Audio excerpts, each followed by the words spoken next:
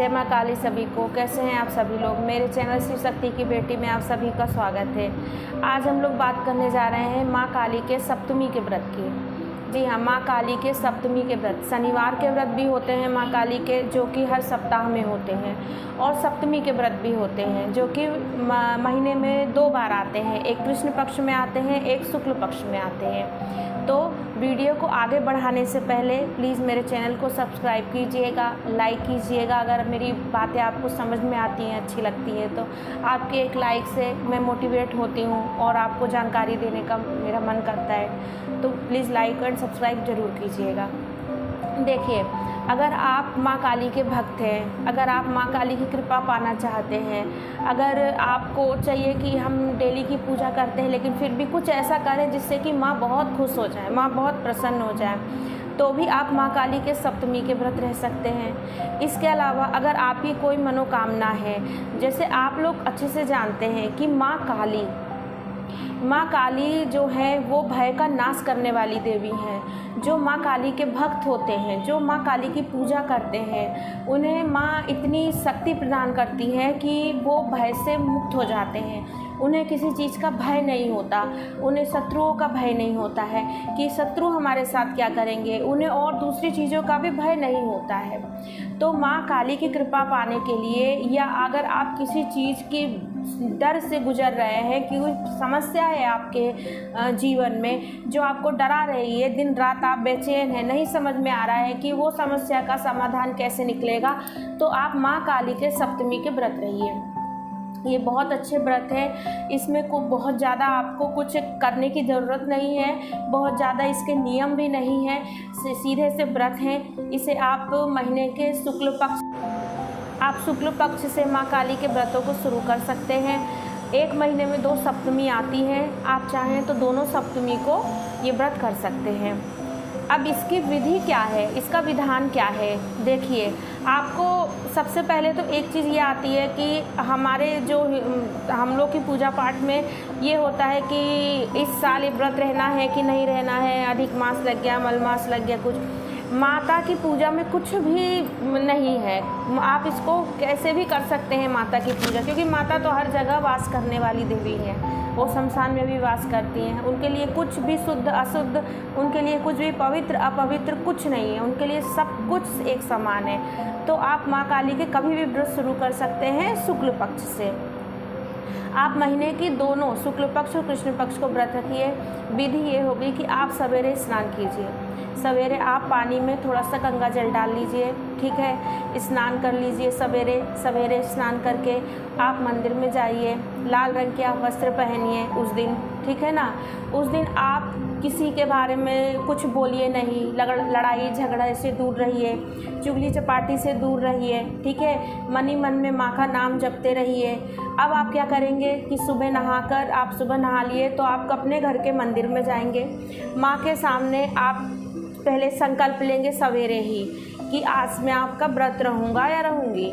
तो उसके लिए आप संकल्प कैसे लेंगे कि हाथ में आप जल ले लेंगे, आप चावल ले लेंगे, ठीक है, सीधे हाथ में, और आप फूल ले लेंगे, चाहे तो आप पैसा भी 1 रुपया रख सकते हैं।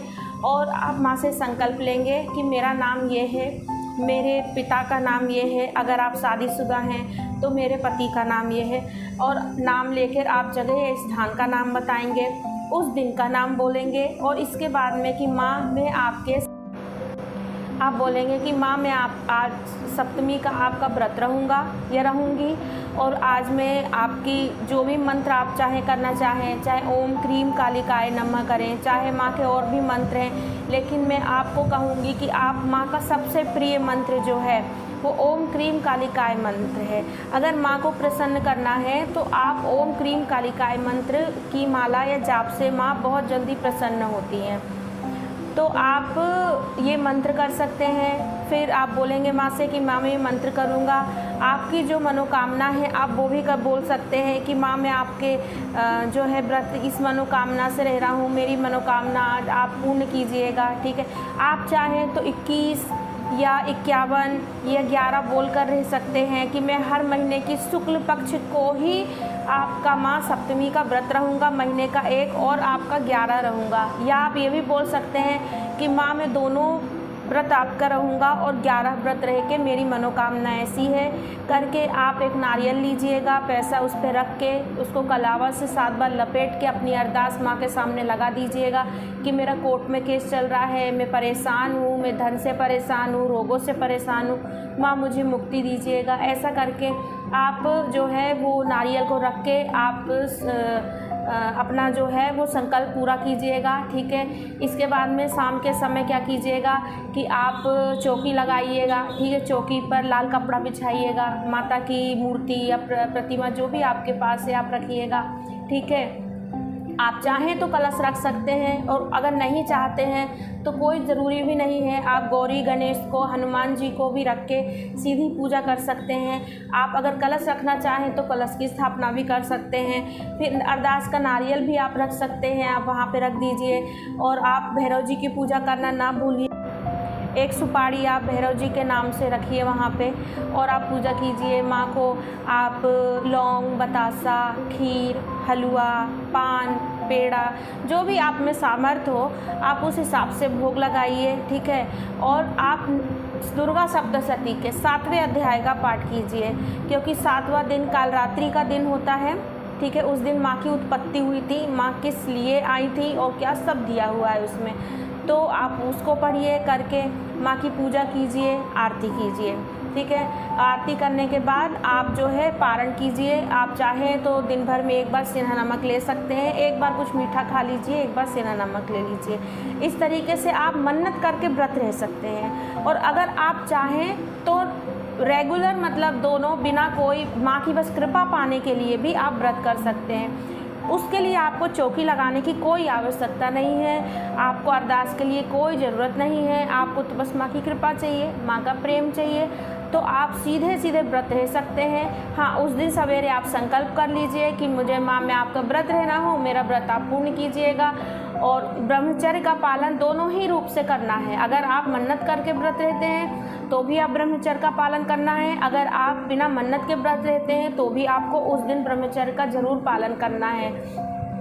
किसी भी चीज़ में आप बुराई नहीं करेंगे, किसी भी चीज़ की गंदी चीज़ें कुछ कहीं पर भी आपको इसमें आप बचना है, आपको हर चीज़ से, ठीक है। तभी आपका व्रत फलित होगा। आप काली चालीसा पढ़ सकते हैं, माँ का सहस्त्र नाम पढ़ सकते हैं, माँ के 108 पढ़ सकते हैं। छोटा सा हवन उस दिन कीजिए, छोटा सा आप उस दिन हवन कीजिए माँ के नाम का, ठीक है। आरती कीजिए और नॉर्मल व्रत बस माँ की कृपा पाने के लिए भी आप रह सकते हैं। तो ये ज़रूरी नहीं है कि अगर आपको मन्नत ही करना है तो ही आपको माँ के व्रत रहना है। अगर आपको मन्नत नहीं करना है, आपकी कोई और सिर्फ आपको माँ की कृपा पाने के लिए व्रत करना है तो भी ये बहुत अच्छे व्रत है। माँ तो बहुत भोली है, आप गलती करें चाहे कुछ भी करें, हमारा काम है क्षमा मांगना, क्षमा मांग लीजिए। लेकिन माँ बहुत ही प्यारी है। माँ आप गलती करेंगे चाहे कुछ करेंगे, माँ मैं आपको बता नहीं सकती कि माँ कितनी प्यारी है।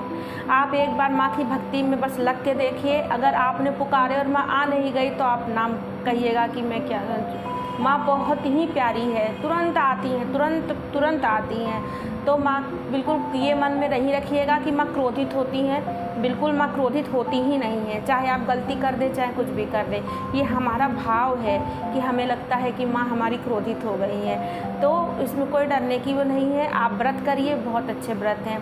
अगर आपने मन्नत करके रखे हैं तो उद्यापन में आप उस दिन कन्याओं को भोजन करा सकते हैं, उनको दक्षिणा दे सकते हैं, चाहे तो ब्राह्मणों को भोजन करा सकते हैं, चाहे तो गरीबों को भी दे सकते हैं। अगर कन्या नहीं मिल रही हैं तो आप देकर उस दिन व्रत को पूरा करके हवन कर सकते हैं। हवन आप हर सप्तमी को भी करें, जिस दिन व्रत रहे उस दिन आप हवन भी करें और माँ की कृपा को खूब प्राप्त कीजिए, खूब प्राप्त कीजिए माँ की कृपा को। अगर आपकी कुल देवी है माँ तो भी और इष्ट देवी हैं तो भी आप माँ की कृपा को बहुत जल्दी प्राप्त कर सकते हैं इस व्रत से, और माँ बहुत खुश होंगी। तो सभी को जय माँ काली, हर हर महादेव।